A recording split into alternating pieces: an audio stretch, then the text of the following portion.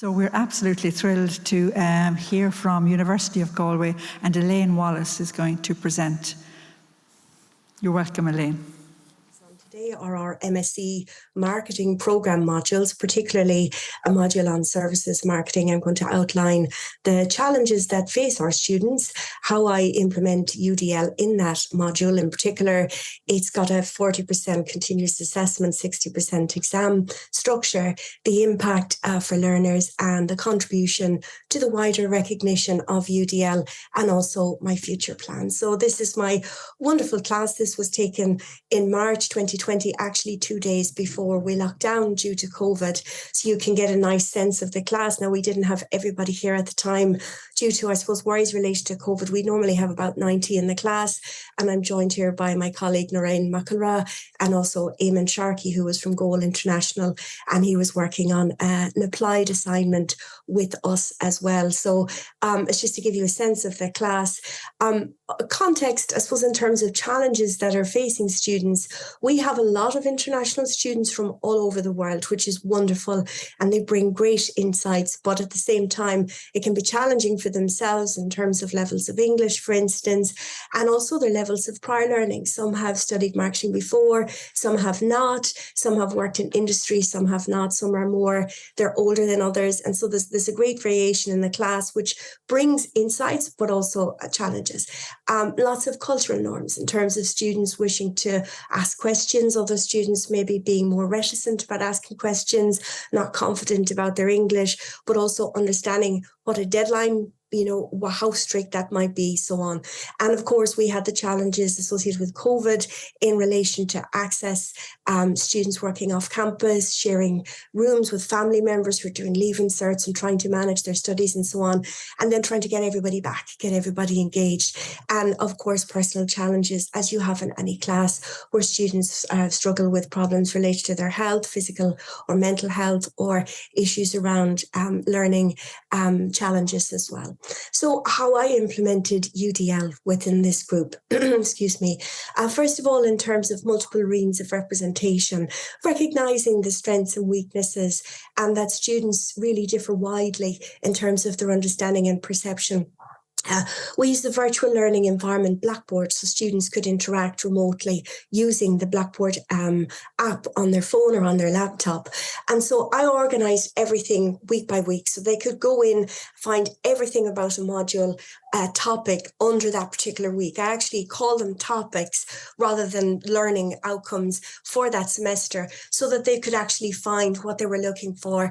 They had timetables with colour coding, so they'd know, here's where I'm on campus, here's where I'm live, or here's where I'm on a recording, and here's where, for instance, I have a deadline. And they got emails every week saying, hello, we're not forgetting you, here's what we're studying this week, here's how you find it, and here's the information you need, and here's what I need you to do. And I also gave them module information in multiple formats. So for instance, for their exam, for their assessment, I prepared slides, and I also recorded those slides as a video, and they had a video about their assignment as well as a Word document that they could download. In terms of multiple means of engagement, I wanted to really stimulate student motivation and enthusiasm and make people feel their contribution mattered. So Blackboard was helpful here. We were able to randomly assign students into groups using the technology and then apply inclusion criteria. So make sure, for instance, there was good gender balance in groups, that there was balance in terms of students with prior learning, not prior learning, international students, Irish students, and so on. Got students also to develop and submit a work plan saying what they would do and who would do what and by when, so they could agree that and work to their own skills in that group.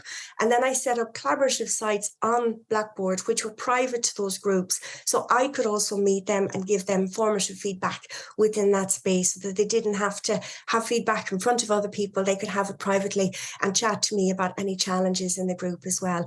And of course, I liaised with the UDL peer group in the university during the semester as well, so that we could share our learnings. In terms of multiple means of expression, also aligned here with learning outcomes. So it's sometimes, because of learning outcomes, you really have to work around how can you make sure that they have opportunities in the class to look at different ways of presenting their work. So there was a a mix of assessments and formats offered, such as online multiple choice quizzes, as well as more critical thinking style essays, as well as an end of year exam. So they had lots of different options and lots of different technologies that they could interact with, and also building in creativity. So the assignments were applied, and also harness the technology and assessments, in particular using Blackboard technologies.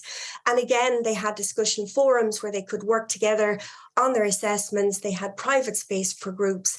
And then I set up Turnitin software so they could submit any assignments and check the originality themselves. So they had assurance about that before they submitted to me as well.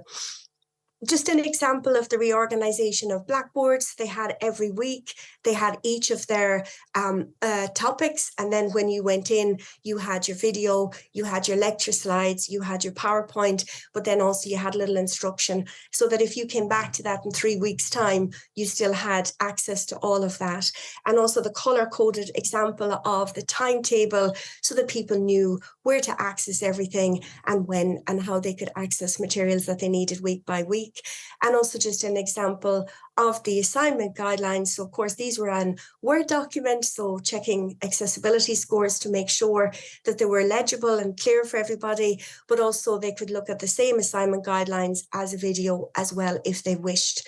So in terms of their own impact, we have a feedback loop system within the business school at the University of Galway, where we elicit student feedback in the class, and then we implement and update on an ongoing basis.